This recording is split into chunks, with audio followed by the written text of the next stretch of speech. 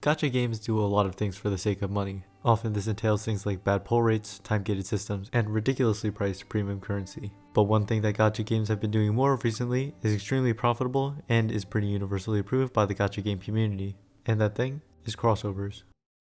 There are no bounds when it comes to what kind of franchise may have a crossover with a gacha game. There's things you would expect, like gacha games collaborating with other gacha games. Then there's collaborations with AAA Japanese titles, also understandable. When you see a collab with a Western video game franchise, you think that's pretty cool. And recently there have been a lot of crossovers with popular shonen anime, which are always super hype. Then you have high school idols making an appearance in a fantasy RPG. What? So how exactly do these crossovers work? Honestly, there's not that much to it. As an example, I'm going to show stuff from the ongoing crossover between Neon Genesis Evangelion and MiHoYo's other game, Honkai Impact 3rd. While obviously every crossover is different, they typically follow this formula. They first add a new banner for the crossover character that has increased rates like any other featured banner. They then introduce an event that gives new content to play, as well as interactions between the characters of the game and the crossover characters. They might also even throw in some exclusive cosmetics or items to collect.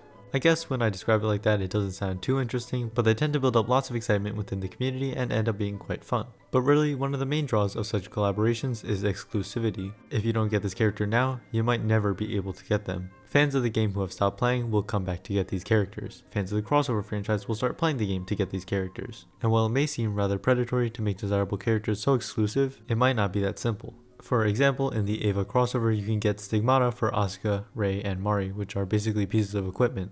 However, due to the copyright agreement with Kara, the licensors for Eva, they will not be acquirable in the game's next patch. So to compensate, there will be identical equipment released later under different names. Basically what I'm getting at is that licensing agreements play a huge role in these crossovers that we as customers don't really get to see. Okay, so enough about other gachas. Will Genshin Impact have crossovers? I truly think it will, but probably not for a while. I believe that Honkai's crossover is the first it's had since its release 5 years ago. And while Genshin is definitely bigger than Honkai and MiHoYo has grown as a company, I think it makes more sense to wait and flesh out the game with more first party characters. After all, we only have access to 29 characters from 2 regions out of 8. So when Genshin finally does crossovers, who would they do it with? Well, I feel like choosing a franchise is a bit different compared to other gacha games. Genshin's characters follow rules, being that they have to fit into one of the game's 5 body types for basic animations, they must have powers in one of the 7 elements, and they must wield one of the 5 weapon types. Unlike in other gacha games, they can't really just slap in any old character and call it a day.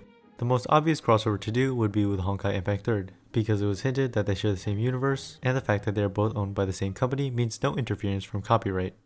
The protagonist of Honkai, Kiana Kislana, would be cool to play as in Genshin, but it's much more likely that they would add Honkai's second main character, Raiden Mei. She has powers of purple lightning, making her a perfect fit for the Electro category. Also, her weapon is a katana, which could easily be substituted for any of Genshin's one-handed swords. Meanwhile, Kiana has powers of void and her weapon is a set of pistols. I would especially like to see this crossover happen because both games have such deep, interesting lores, and I'd love to see what the writers could come up with. I think by far the anime with the most potential for a Genshin crossover would have to be Kimetsu no Yaiba, aka Demon Slayer. They just had a collab with Grand Blue Fantasy, and they just recently announced a console video game being developed by CyberConnect 2, so we know that Shueisha might be open to granting licensing permission. On top of that, both franchises are so extremely popular right now that it makes too much sense from a business perspective.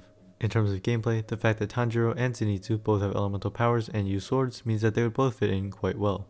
The haori they wear even fits the requirement for each character having a flowing piece of clothing. And could you imagine how cool it would be to own their swords as weapons? MiHoYo, please make it happen. Now, technically Genshin could have any kind of anime character they wanted if they just give them a vision and a weapon to use, but considering how much extra design work this would entail, I think it would be a little less likely. Let me know what kind of franchises you would like to see Genshin Impact potentially collaborate with in the future. So that's all I've got for this short video, but real quick I just wanted to say thanks as this channel approaches 1,000 subscribers. I appreciate everyone that watches, subscribes, likes, and especially comments because I love reading what you guys have to say. Stay tuned for a video coming next week because I have something really special planned.